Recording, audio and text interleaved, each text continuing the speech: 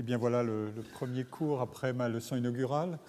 Le cours est donc jusqu'à 11 heures et puis ensuite le séminaire s'enchaînera après une très très courte pause et le séminaire accueillera Claude Tello tout à l'heure que je vous présenterai plus en détail le moment venu.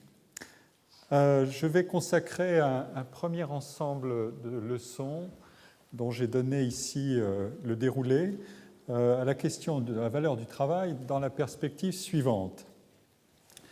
Dans la première de ces leçons, aujourd'hui, j'énoncerai les conditions les plus exigeantes sous lesquelles un travail peut avoir une valeur absolument positive.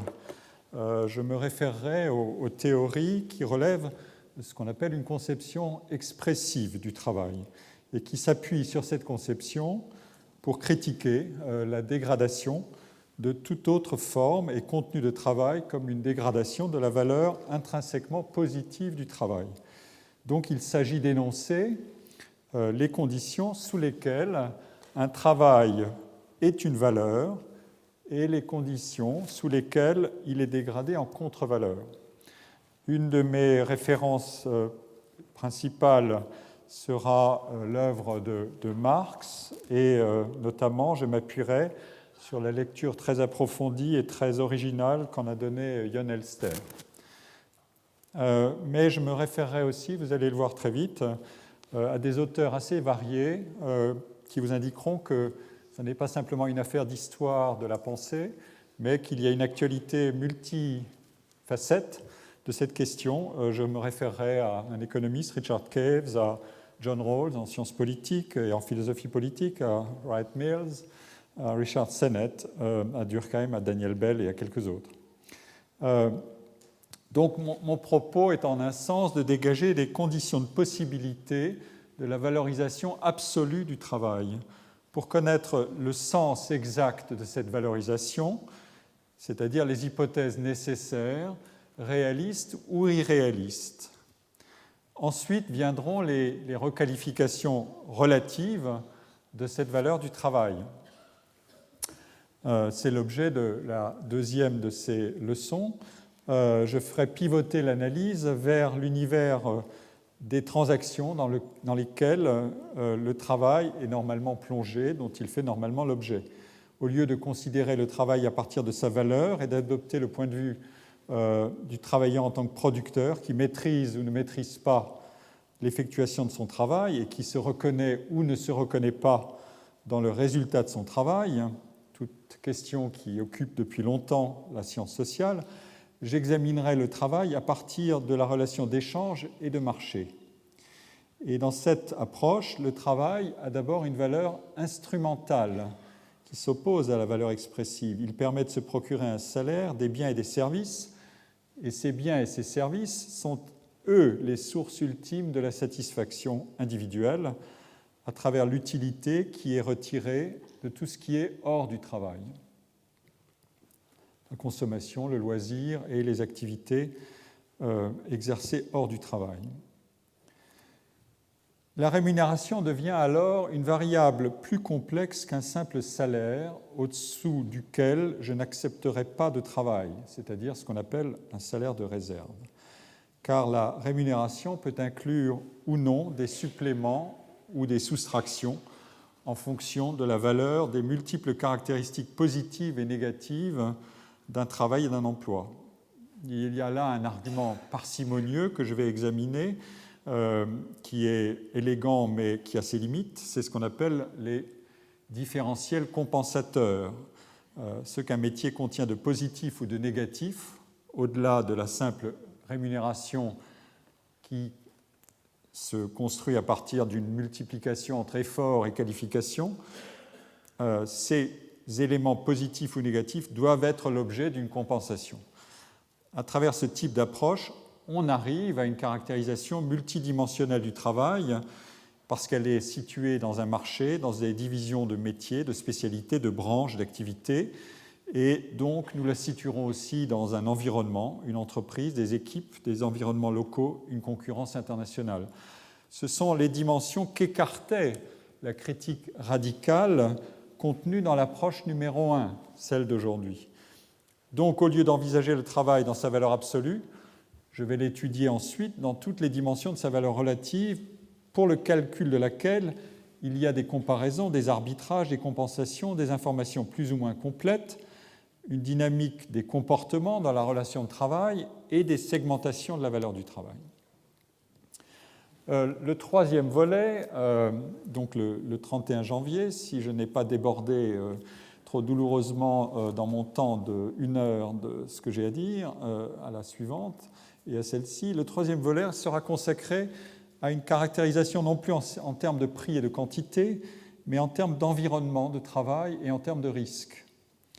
Exposition à des risques physiques ou psychiques, un sujet qui est monté beaucoup ces dernières années dans l'exercice de l'activité, à des conditions plus ou moins favorables de réalisation de son travail selon la qualité du management et selon le comportement des partenaires de travail, exposition à des risques liés à l'environnement national et international de l'activité, aux performances de l'entreprise, à la conjoncture générale, aux chocs technologiques. Certains de ces risques sont strictement négatifs, d'autres sont des opportunités pour l'action. Un monde où il n'y a pas de risque est un monde où on n'agit pas, on subit. Des opportunités pour l'action ou l'initiative, et la gestion de ces risques dépend des interactions de travail et de la structure et du comportement de l'organisation. Certains risques sont assurables, d'autres sont compensables, d'autres sont générateurs de mobilité ou d'innovation. Donc j'examinerai là la valeur du travail à partir des conditions de son effectuation. Pour le faire, je mobiliserai des travaux de sociologie et d'économie et aussi d'ergonomie qui touchent à la question des conditions de travail, mais aussi à ce qu'un grand sociologue américain, Everett Hughes, appelait la dramaturgie sociale du travail. Une approche très originale qui n'en finit pas d'inspirer la bonne sociologie, je crois, aujourd'hui. Enfin, j'aborderai en quatrième leçon le versant opposé de celui du travail, c'est-à-dire la variété des situations de non-travail et des usages du temps hors du travail. Le centre de l'analyse, c'est le loisir, et l'analyse consistera à opérer pour le loisir une décomposition symétrique à celle du travail. Il existe bien évidemment des quantités et des qualités fort différentes de loisir. Une situation surprenante sur laquelle je vous laisse méditer pour l'instant, c'est que quantité et qualité ne sont pas forcément associées positivement. En d'autres termes, la fameuse classe de loisirs de Thorstein Veblen, celle des classes supérieures, a changé. Les quantités, les qualités et les intensités de travail sont couplées bien différemment aujourd'hui avec les quantités et les qualités de loisirs. Au terme de cette première série de leçons, je vous livrerai une conclusion théorique intermédiaire. Alors j'en viens à la première, donc la valeur expressive du travail. Dans ma leçon inaugurale, j'ai brièvement mentionné les deux définitions fonctionnelles ordinaires du travail, sa valeur instrumentale et sa valeur expressive. Selon la première, le travail, c'est l'engagement de l'énergie individuelle dans des conditions plus ou moins pénibles d'effort physique et de charge mentale. Et selon la seconde, c'est la réalisation de soi dans l'agir productif. Alors, la distinction entre ces deux valeurs a été forgée par une très longue tradition philosophique et reprise dans la critique sociale de la mutilation du travail par sa spécialisation et sa marchandisation. Et elle n'est devenue, comme je l'ai dit brièvement, opératoire qu'avec la caractérisation multidimensionnelle de toute espèce de travail. Mais que nous dit exactement cette opposition entre travail instrumental et travail expressif ? Est-ce que cette opposition est strictement superposable à une opposition entre travail simple ou routinier et travail complexe ? Pour vous donner un aperçu du problème, je vais partir de 4 éclairages qui vont en quelque sorte faire tourner le sujet de manière un peu inattendue, mais pour vous encourager à l'attention et au questionnement. Je vous propose d'abord cet extrait de ce grand livre de John Rawls qui s'appelle « La théorie de la justice », qui est un grand classique de la science sociale, autant que de la philosophie politique. Et la citation qui figure ici, pour ceux qui parviennent à la lire, mais je vais la lire à haute voix, cette citation fait apparaître le lien entre la satisfaction ou la gratification procurée par l'activité, sa complexité et l'individualisation expressive dans l'activité. Je lis. Il se peut que des activités complexes soient plus agréables parce qu'elles satisfont le désir d'expériences nouvelles et variées et laissent de la place pour des prouesses d'ingéniosité et d'invention. Elles évoquent aussi les plaisirs de l'anticipation et de la surprise, et souvent la forme d'ensemble de l'activité, son développement structural, sont beaux et fascinants. En outre, des activités plus simples excluent la possibilité d'un style individuel et de l'expression personnelle que permettent et même exigent des activités complexes, car comment tout le monde pourrait-il les réaliser de la même façon ?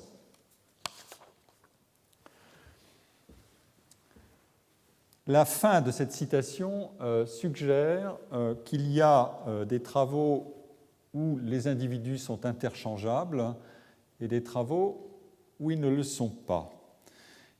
Et voilà donc la deuxième indication que je vous propose qui concerne ce sentiment de substituabilité. Dans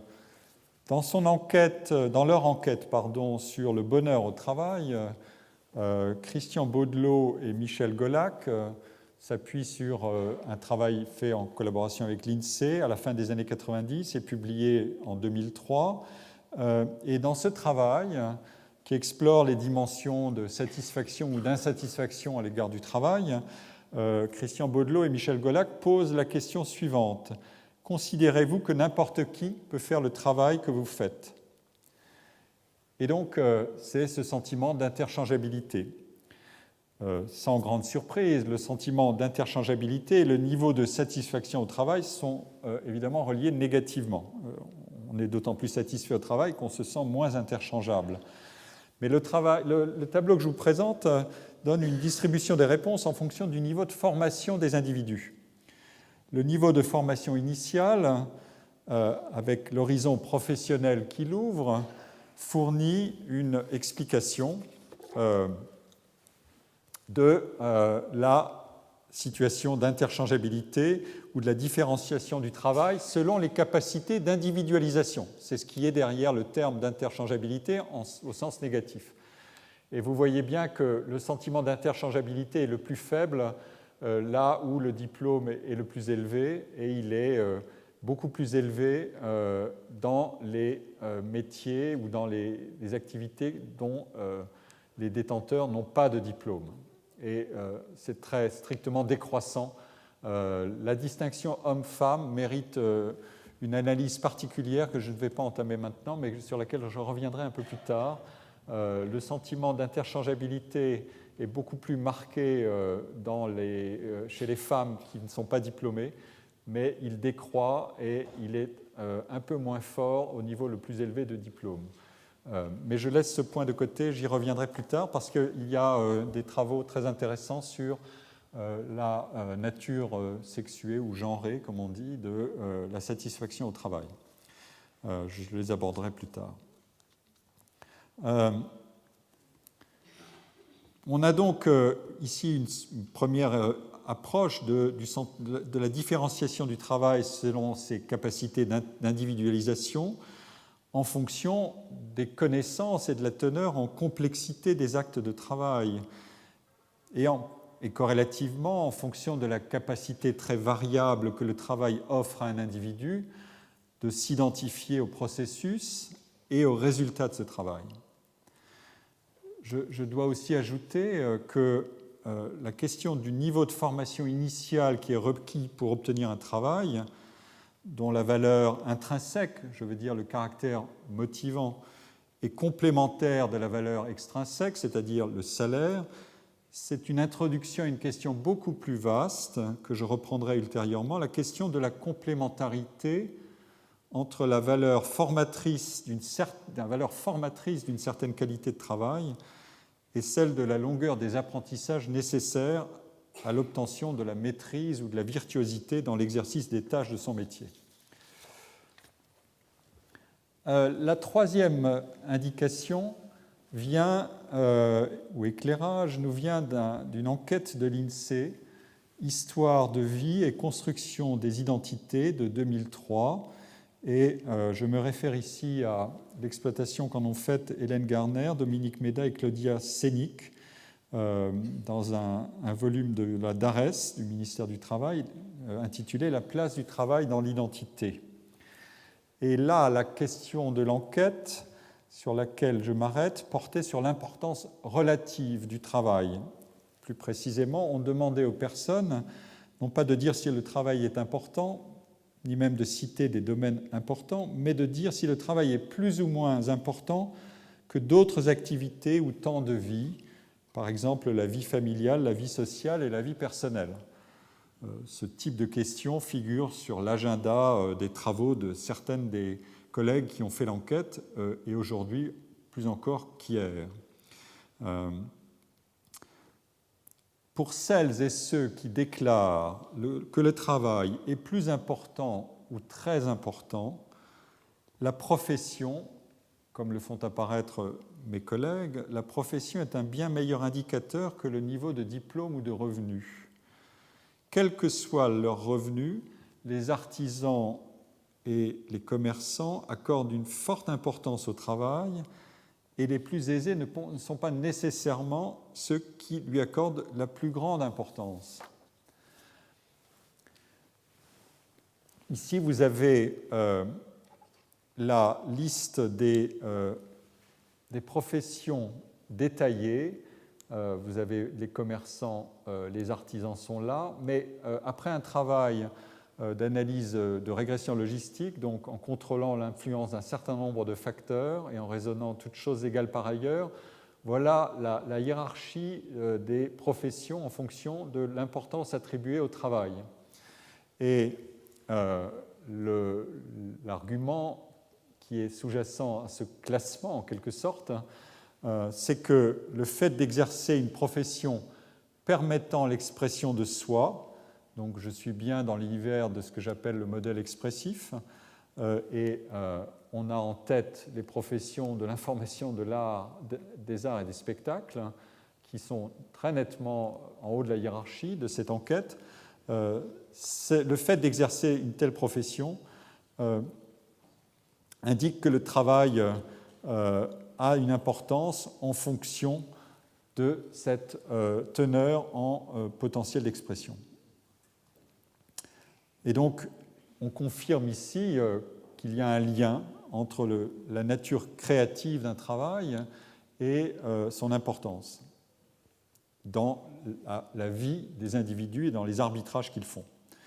D'autres variables sont mises en avant. Le fait, par exemple, d'avoir des horaires longs et un travail qui occupe l'essentiel du temps est plutôt prédictif de l'importance accordée au travail au sens positif du terme. Et vous comprendrez mieux ce point, ou vous en comprendrez l'analyse détaillée, ou vous en aurez l'analyse détaillée, lorsque j'évoquerai la question des arbitrages entre travail et loisirs.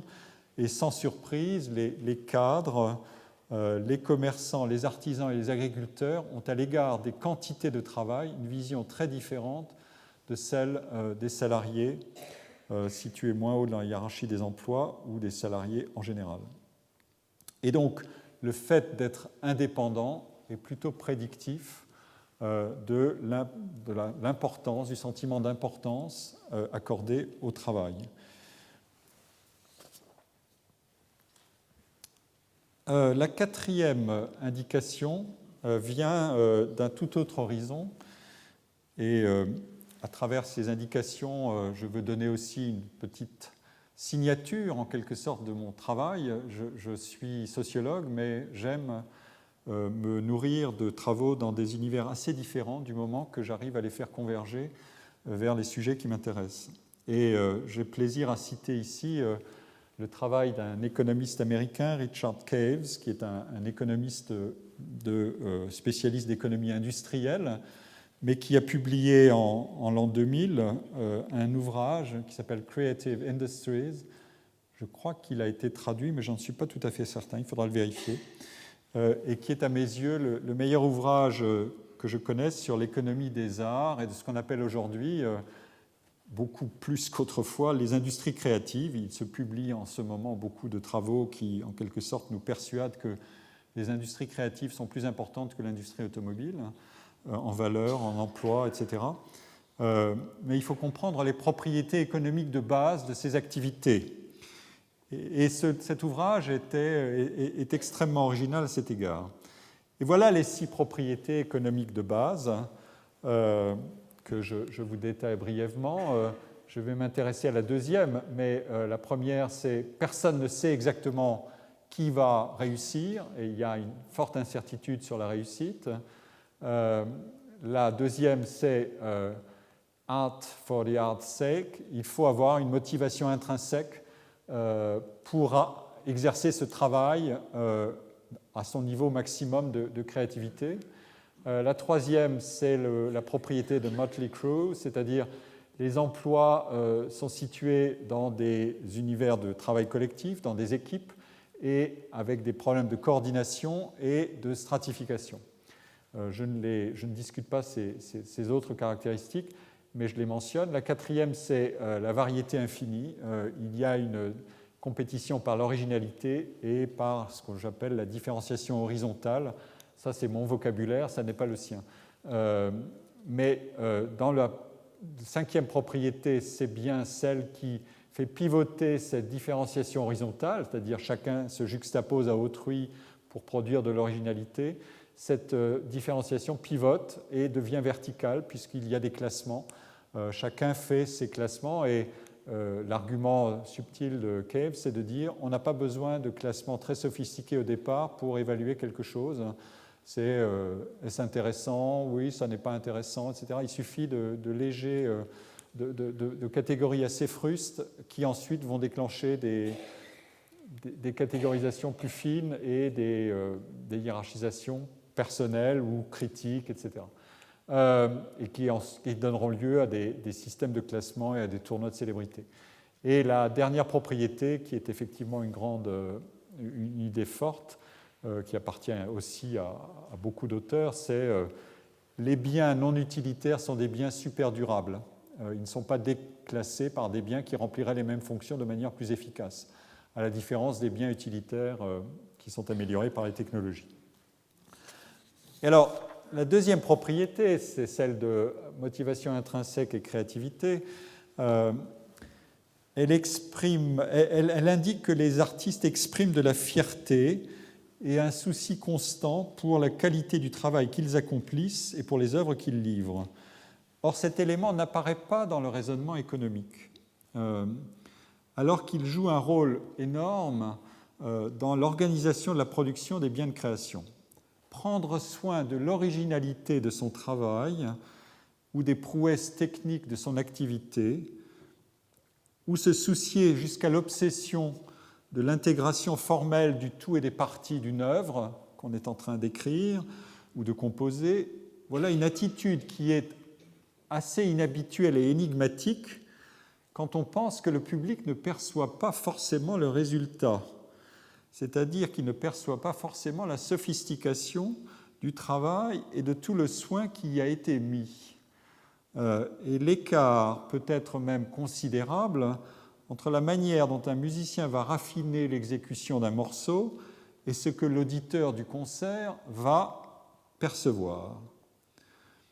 Il est donc remarquable qu'un artiste puisse consacrer, ou un travailleur qui se soucie du bon travail, c'est un vocabulaire qu'utilise beaucoup l'ergonome du CNAM Yves Clos, il est remarquable que quelqu'un qui se soucie de faire du bon travail, et un artiste en est un, puisse consacrer une partie de ses efforts à des tâches et à des aspects que les consommateurs ne percevront peut-être jamais. Et même, il peut renoncer à maximiser ses efforts sur ce que le public percevra peut-être le plus immédiatement, car le soupçon pourrait être qu'il rechercherait l'effet, ceci étant peut-être un temps acceptable, mais vite déconsidéré, car ce serait cette recherche de l'effet, donc la recherche d'un effort, l'engagement d'un effort visible à des fins précises, cette recherche-là indiquerait une recherche délibérée du succès plutôt qu'un comportement de art for the art's sake. Un point intéressant de cette affaire, sur lequel on peut méditer, c'est aussi une remarque que fait Caves. Un entrepreneur culturel, c'est-à-dire un galeriste, un éditeur, un organisateur de concerts, peut se procurer du travail de cette espèce-là à coût relativement bas. On paye volontiers dans ces métiers, on paye les artistes à l'acte, au contrat, et souvent par une rémunération a posteriori en fonction des recettes ou des ventes réalisées. Mais la négociation autour du projet contient, elle, beaucoup d'éléments impossibles à spécifier au départ, et beaucoup plus souvent que dans la plupart des situations contractuelles ordinaires de travail. Les artistes sont très peu enclins ou même totalement incapables de s'engager a priori sur des choix créatifs. Et donc il faut placer de multiples boucles de renégociation, de révision, d'ajustement plus en aval dans le processus de création, et les conditions de négociation sont souvent délicates. En somme, c'est d'abord un engagement que prend l'artiste à prendre soin de son travail, de sa qualité et de son originalité que va rémunérer a priori un entrepreneur et pas beaucoup plus.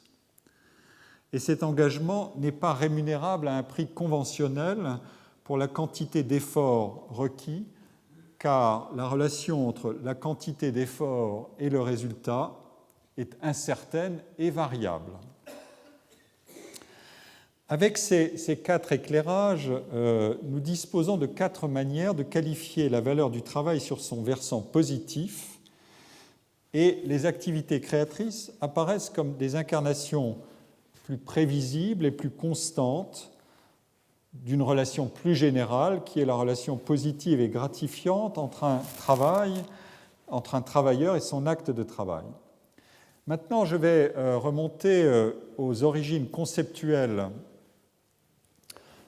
et théoriques de ce modèle expressiviste du travail, dont les résultats que je viens de mentionner sont une illustration possible pour examiner sous quelles conditions le travail a pu être jugé absolument irremplaçable comme source d'accomplissement individuel. Donc le travail est bien au cœur de l'affaire et pas autre chose.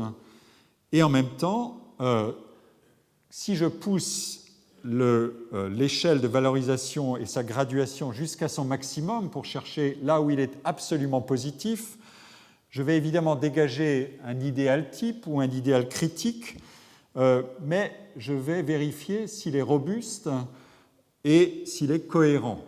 Robuste et cohérent sont deux qualifications un peu différentes, vous allez comprendre. Évidemment, dans le monde non idéal typique, on peut descendre les curseurs pour vérifier ce qui reste ou ce qui ne reste pas des conditions de possibilité de cette valorisation absolue du travail. Alors, je l'ai dit, l'analyse de la double valeur du travail est enracinée dans l'histoire. Elle va d'Aristote à des auteurs contemporains. Un de ceux qui a été beaucoup discuté récemment est André Gortz, mais cette histoire passe aussi par Hannah Arendt. Et chaque fois, il s'agit de vérifier ce que vaut le travail en fonction de son utilité directe ou indirecte. Cette tradition se confond pour l'essentiel, avec l'histoire d'un modèle expressiviste de la praxis, de l'action transformatrice du monde. Souvenez-vous qu'Aristote disait que nous vivons dans le monde sublunaire, c'est-à-dire le monde qui est situé sous la Lune, et que ce monde est inachevé, et que c'est dans un monde inachevé que l'action peut se développer. Dans un monde soumis à la régularité des astres et au principe déterministe du mouvement des planètes et des atomes, l'individu n'aurait pas sa place, sauf pour exécuter les dictates de la nécessité des lois physiques. Si le monde est inachevé, l'action prend sa place. Voilà un résumé rapide, mais de la métaphysique aristotélicienne de l'action. Charles Taylor a retracé l'histoire de l'avènement des valeurs d'originalité, d'authenticité et de sincérité personnelle qui sont au cœur de la conception du soi individuel quand il a exploré ce qu'il appelle le tournant expressiviste de la culture moderne en Europe. Il la situe dans le sillage de l'œuvre essentiellement de Rousseau et de Herder, qui est un poète allemand. Dans cette conception, les individus sont dotés d'une forme d'intériorité inédite. L'individualité de chacun est fondée sur les caractéristiques particulières de sa personnalité, des caractéristiques qu'il faut préserver, de l'imitation et de l'influence d'autrui. Tous les mots comptent ici, j'espère qu'ils continueront à résonner dans ce que je dirai plus tard, parce qu'il faut les garder en mémoire. Quand on veut mettre en relation le travail et la personnalité individuelle, il faut qualifier aussi ce qu'est la personnalité individuelle pour savoir ce que le travail fait à la personnalité individuelle. Et chacun peut, grâce à la réflexivité du rapport conscient à soi et du dialogue intérieur, chercher à accéder aux profondeurs intimes de sa personnalité. La valeur d'authenticité que met en avant aussi la démonstration de Charles Taylor ajoute au contrôle réflexif d'un rapport sincère avec soi-même la reconnaissance de l'originalité de chaque mode individuel d'existence, ce qui est une source de célébration de la différence et de la diversité. Et dans ce cas, la réalisation de soi ne devrait être, dans l'idéal, entravée ni par le conformisme social, ni par des inégalités qui interdisent de reconnaître la juste valeur de la personnalité de chacun et qui empêchent l'épanouissement complet de celle-ci. Si chacun a une façon originale d'être humain, chacun doit encore découvrir ce soi qui ne se laisse rapporter à aucun modèle préexistant. Et ici intervient dans la démonstration de Taylor la référence à l'art et à l'artiste comme un modèle de définition de soi qui est tout à fait central. Je ne peux pas le détailler faute de temps, mais on peut en trouver aisément les démonstrations dans le livre de Charles Taylor, Les sources du moi, et dans un autre ouvrage qui est Le tournant expressiviste le tournant de la culture. Le malaise de la modernité. C'est sur cette conception expressiviste que s'appuie Marx, notamment dès les manuscrits de 1844, pour formuler sa conception du travail. La généralisation à laquelle procède Marx part bien de l'idée d'une valorisation de la personnalité et de sa singularité irréductible et la met en contact avec le travail. La personnalité est une valeur universelle. Le travail, dans son incarnation souhaitable, c'est-à-dire libre et non aliéné, sera le moyen de réalisation de cette personnalité. Et rien d'autre que le travail. C'est le travail lui-même qui le sera, ce moyen. Fidèle au modèle expressiviste, Marx prend appui sur la création artistique, mais il ne s'agit pas d'élaborer une esthétique spécifique, il s'agit d'élaborer une esthétique générale de la praxis, de l'agir productif. Et le contenu normatif de cette esthétique généralisée est clair.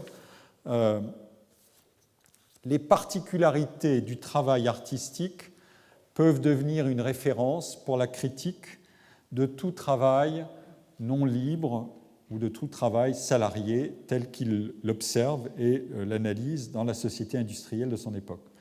Le travail désirable est cette activité concrète par laquelle le sujet s'accomplit dans la plénitude de sa liberté en extériorisant et en objectivant des forces qui sont l'essence de son humanité. C'est un argument qui, pour Marx, signifie que le travail a permis à l'homme de s'élever, de se libérer de son état naturel pour se transcender, et que le travail comme activité consciente et comme intervention sur la réalité extérieure est le seul fondement possible du développement des potentialités individuelles. Ça, c'est un argument qui vient du philosophe Hegel. Et pour ne pas être trop long, je vous donne une citation de Jean Hippolyte dans son commentaire de la phénoménologie de l'esprit de Hegel. Quand j'agis, même si j'explique avec subtilité mon opération par des considérations égoïstes, je me dépasse moi-même, j'actualise des virtualités que j'ignore. Sans l'action, je ne peux pas actualiser, je ne sais pas de quoi je suis détenteur. Grâce à mon acte, ce qui était en soi devient effectif. Je me figure limité à ma propre individualité et en fait, j'incarne plus ou moins un universel qui me dépasse. En somme, il existe un bon et un mauvais individualisme. Le mauvais individualisme, c'est celui qui croit pouvoir faire valoir ses caractéristiques particulières de manière abstraite et arbitraire. Le bon individualisme, c'est la forme accomplie et supérieure de l'individualité comme médium de la puissance du monde. Je cite encore le commentaire de Jean Hippolyte, « Les dons, les capacités, les forces qui étaient en puissance dans le cours du monde se réalisent par l'efficace de l'individualité agissante qui les fait passer de la puissance à l'acte. » Je pourrais relier cet argument à la théorie du grand artiste, qui est un casse-tête pour les sciences sociales, puisqu'il faut à la fois le situer dans un filet des déterminations sociales et expliquer pourquoi il est plus que ça, pourquoi il est grand, sans être simplement le produit d'une machinerie de compétition. Et l'argument est toujours le même. L'individu créateur incarne idéalement la nécessité historique, qu'elle soit sociale, naturelle ou tout ce que vous voulez. Cet argument, il a des variantes nombreuses, on le trouve y compris jusqu'à un certain point dans les travaux de Pierre Bourdieu. Je n'ai pas le temps d'explorer cette distinction entre bon et mauvais individualisme, mais il a une longue généalogie et j'y reviendrai plus tard dans la science sociale. L'argument qui est donc central ici, c'est que sans cette extériorisation dans l'acte de travail, l'individu ne peut pas connaître les capacités dont il est porteur. L'objectivation des forces du sujet dans le travail est opérée par une extériorisation, mais en bonne logique, cette extériorisation pourrait comporter le risque de l'aliénation, autrement dit, une situation dans laquelle l'individu, ayant exprimé ce qui définit son individualité, des intentions, un effort, une intelligence, une émotion, des qualités personnelles qui sont donc incorporées dans un acte de travail, eh bien, l'individu pourrait ne pas se reconnaître dans le produit de son travail, qui lui est maintenant extérieur. D'une certaine manière, c'est le prix à payer pour exercer sa liberté, dirait Hegel. Mais le raisonnement dit aussi que, en agissant sur la nature extérieure ou sur l'environnement, l'individu se transforme lui-même en même temps qu'il transforme la réalité extérieure. Mais ne soyons pas simplement des philosophes idéalistes. Là où Marx s'écarte d'un raisonnement à la Hegel, c'est que la réalité extérieure sur laquelle l'individu intervient, pour Marx, c'est une réalité sociale, économique, industrielle, alors que Hegel ne s'intéressait qu'à la nature pré-industrielle du monde, s'il allait du côté de l'économie et du social. Et donc, dans la conception marxienne du travail expressif, ou du caractère expressif du travail, la source de l'aliénation, c'est l'insertion du travail dans les rapports capitalistes qui dégradent le travail en marchandise et l'activité en effort rémunéré, instrumentalisé, en quantité échangeable et finalement abstraite, des temps, des quantités, des horaires, de la mesurabilité de toutes les qualités particulières pour les rendre commensurables, rémunérables, et pour en contrôler l'engagement dans l'acte de travail. Maintenant, la question est, à quel type exact de travail avons-nous affaire pour savoir s'il permet une bonne extériorisation ou un bon auto-accomplissement, ou self-actualization, comme on dit en anglais. Et ici, je retrouve un argument de Jon Elster dans son livre que j'ai mentionné sur Marx. Cet idéal d'autoréalisation qui constitue l'essence du communisme marxien est fondé sur une argumentation de type aristotélicien. Cet argument de type aristotélicien, j'en donne la formulation qu'en a produite John Rawls dans le même livre que j'ai cité, La théorie de la justice. Cet argument dit le principe aristotélicien affirme que toutes choses égales par ailleurs, les êtres humains aiment exercer leurs talents et que plus ces talents se développent, plus ils sont complexes, plus grande est la satisfaction qu'ils procurent. On prend d'autant plus de plaisir à une activité qu'on y devient plus compétent, et entre deux activités qu'on exerce bien, celle qu'on préfère et celle qui fait appel à une gamme plus large de jugements, plus subtile et plus complexe. Les êtres humains préfèrent le projet à long terme le plus complet parce que son exécution implique probablement une combinaison plus complexe de talents. Là, le caractère négatif du travail, ce qu'on appelle en économie sa désutilité, devrait donc s'évanouir dans le contexte d'une société qui permettrait cet engagement dans l'autoréalisation que je viens de décrire dans les termes d'Aristote retraduits par Rawls. Et donc c'est dans ce cas-là que le travail pourrait se manifester comme l'instrument par excellence d'un bien-être individuel. Mais il y a deux conditions qui sont présentes chez Marx, mais que ne reprendra d'ailleurs pas Rawls. Il faut que soient neutralisés tous les ferments d'inégalité de compétences dans la réalisation du travail.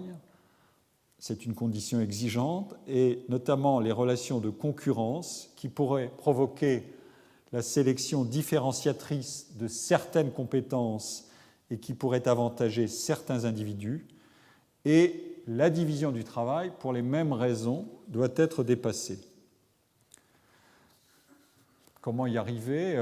Marx fait confiance au progrès technique en disant que les machines pourraient s'occuper de beaucoup de choses sous le contrôle des hommes qui, eux, exerceraient un travail beaucoup plus polyvalent et moins harassant.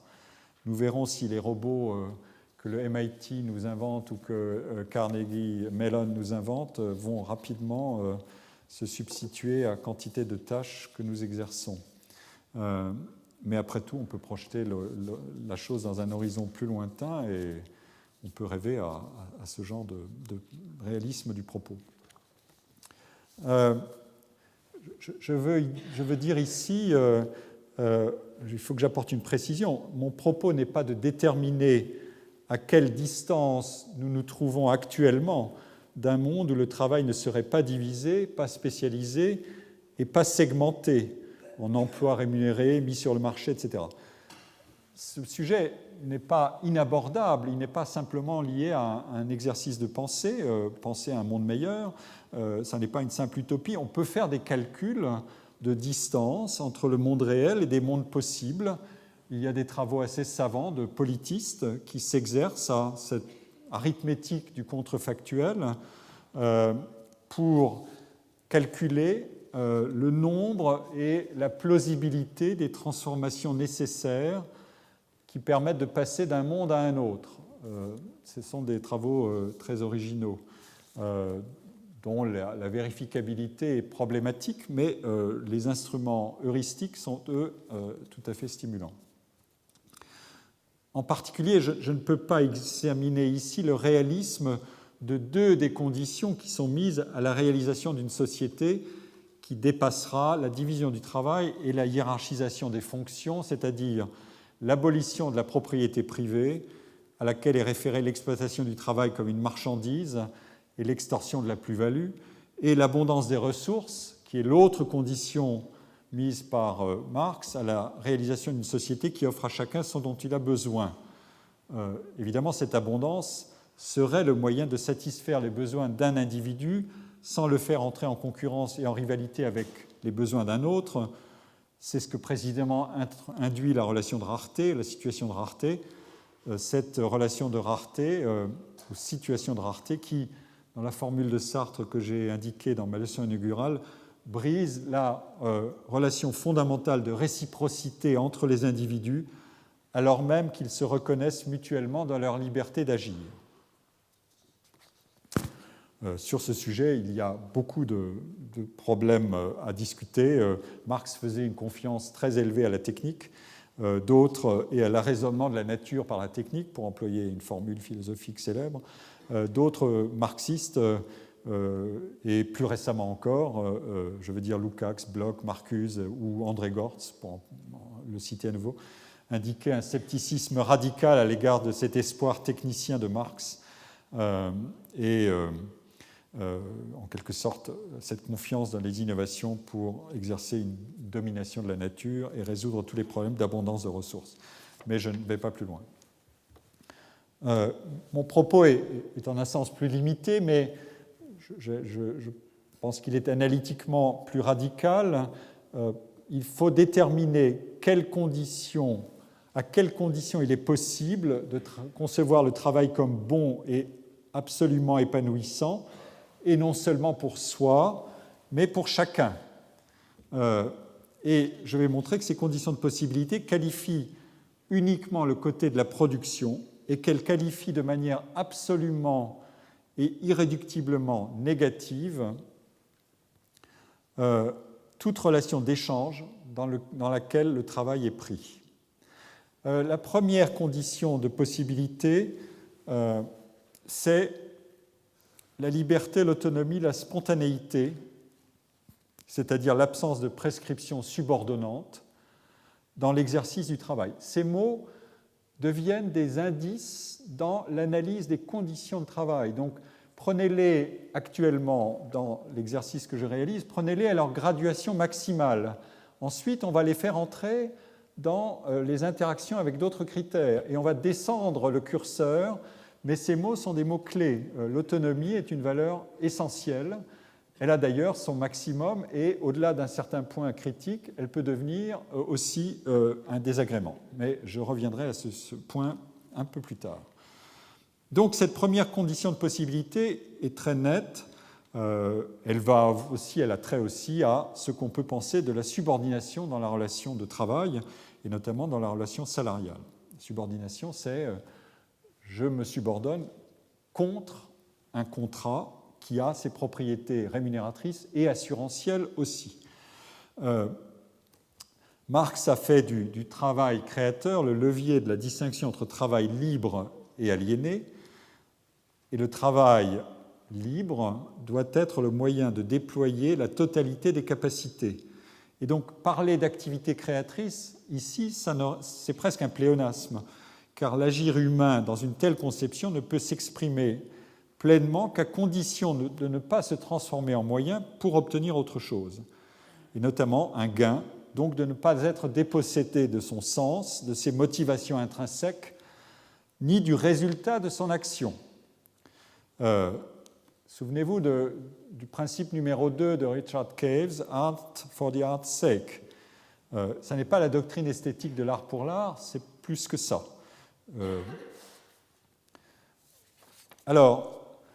ne s'agit pas de décrire ici, en parlant du travail artistique ou du travail créateur, il ne s'agit pas de détailler les conditions de réalisation de ce travail comme un travail spécialisé. C'est l'inverse qui est fait par ce genre de théorie. Il existe une théorie générale de la praxis dont le travail est le socle, parce que le travail est une forme supérieure d'action et de réalisation, et les activités créatrices en sont une bonne incarnation. Voilà la démarche. Et ce que provoque tout simplement la division du travail, la spécialisation hiérarchisée des tâches, c'est la réification des capacités. Autrement dit, le développement de certaines qualités aux dépens d'autres.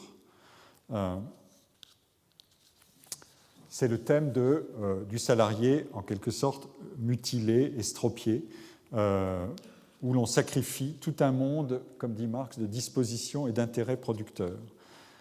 Les travaux qui ont été à l'origine de la sociologie française du travail après la Deuxième Guerre, notamment les travaux de Georges Friedman, qui sont inaugurés par un grand livre sur le travail en miettes, disent exactement cela à propos des effets dévastateurs de la division taylorisée du travail, qui sont une application et une amplification de cet argument. Et donc, dans une société qui aurait dépassé cet état-là, l'activité dans sa dimension gratifiante ne serait plus le fait d'une catégorie particulière de travailleurs spécialisés, et l'activité créatrice en particulier, mais elle trouverait sa place dans une gamme d'activités habituelles de chacun. Il n'y aurait plus des poètes et d'autres travailleurs, mais chacun ferait notamment de la peinture ou de la poésie, mais aussi autre chose, comme le dit Marx dans l'idéologie allemande. Alors, est-ce que déployer ces capacités est un processus spontané et naturel ? Oui, en un sens, mais il faut 3 conditions. Il ne faut donc pas qu'il y ait de contraintes sur la réalisation du travail. Il y a une deuxième condition qui est intéressante, et qui n'est pas banal, il ne faut pas qu'il y ait de possibilité d'échec. Et la troisième n'est pas banale non plus, il ne faut pas qu'il y ait de jugement émis sur la valeur de la réalisation, car le jugement et sa nature comparative seraient porteurs de différenciation, de compétition, de spécialisation. Autrement dit, et ça c'est une condition extrêmement exigeante, il faut essentiellement bannir la dimension intersubjective de l'action créatrice pour en faire un principe d'expansion illimitée de l'auto-accomplissement individuel par le travail. L'argument de l'autonomie est à prendre en un sens au pied de la lettre. C'était du reste la définition kantienne qui dit que l'exercice de l'imagination productrice, c'est-à-dire la forme supérieure d'intervention sur son environnement pour créer quelque chose qui n'existait pas avant, cet exercice de l'imagination n'est possible que hors de toute fin particulière spécifiée et assignée à l'activité. Je vous signale que l'INSEE a retenu dans la définition de certains métiers artistiques strictement la définition kantienne, que donc ça n'est pas une simple couche de métaphysique dont je parle, c'est un ancrage profond dans les instruments les plus normalisés de la catégorisation du monde du travail et de ses professions. Donc, l'activité créatrice est un besoin naturel élémentaire de production, et Marx compare le travail d'un artiste au travail du ver à soie quand il dit « Milton a produit le paradis perdu pour la même raison qu'un ver à soie a produit de la soie. C'est une manifestation de sa nature. » C'est relié à cette métaphysique post-kantienne qui dit que la nature est productrice et que l'individu humain, en activant ses forces créatrices, ne fait qu'obéir aux lois qui régissent la nature. Mais alors, comment comprendre l'exercice d'un travail humain qui est régi par les forces de la nature, ou, pour reprendre l'image, d'un travail qui se compare à celui du ver à soie, et alors même que ce travail est célébré comme une forme supérieure d'activité?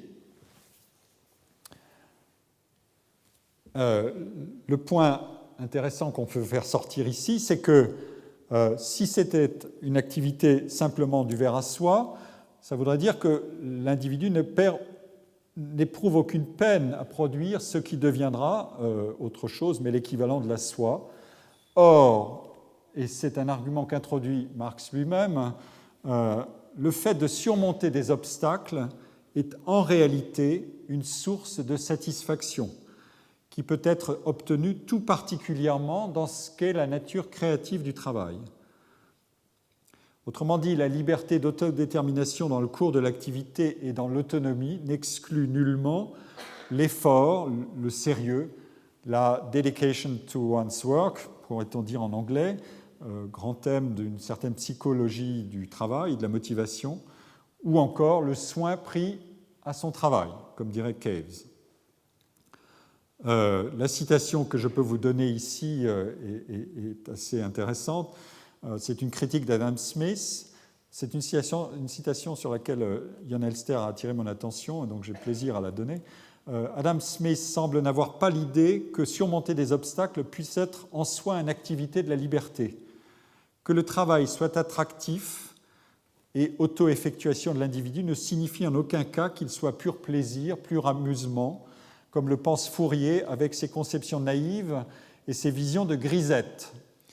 Des travaux effectivement libres, comme la composition d'une œuvre musicale par exemple, requièrent justement à la fois un sacré sérieux et l'effort le plus intense. Je m'aperçois, en faisant ce premier cours, que je ne vais peut-être pas exactement respecter l'ordre que j'ai indiqué, puisque mon cours contient plus de substance pour vous donner la démonstration complète de cette première séance que le temps que j'ai utilisé jusqu'ici. Donc, je vais déplacer la deuxième partie de ce cours vers la deuxième séance et j'enchaînerai. Et donc, il se peut que ce que je prévoyais en 4 séances en fasse 5, mais c'est aussi mon apprentissage du rôle, c'est-à-dire d'un travail complexe, et je ne peux exprimer mes potentialités qu'en l'exerçant in situ, et donc je m'aperçois que je suis un apprenant devant vous. Et donc, je vais terminer par une citation de Paul Valéry, ou plutôt un argument de Paul Valéry, pour vous montrer que ce que je vous dis, c'est aussi l'exercice de la réflexivité par le travailleur que peut être un artiste. Paul Valéry insiste beaucoup pour dire que le travail du créateur, c'est une obstination, une opiniâtre et obsessionnelle préoccupation à poser et à résoudre d'incessants problèmes, et s'il s'agit d'une sorte de relance indéfinie de l'œuvre, ce n'est pas le témoignage de l'impuissance à faire et à parfaire une œuvre, mais c'est un acte d'invention qui est un acte qui qualifie à la fois l'invention de soi et l'invention de l'œuvre. Production et résolution de problèmes, ça implique autant un travail sur soi qu'un travail à partir de soi, une production d'une œuvre autant qu'une réalisation transformatrice de soi. Voilà le genre d'écho qu'on peut trouver à ces thèmes que j'ai mis en analyse jusqu'ici. Et je vous propose de terminer cette démonstration avec les 2 autres conditions et l'examen de leur réalisme dans le début de mon 2e cours, ou mon 3e cours si j'inclus la leçon inaugurale.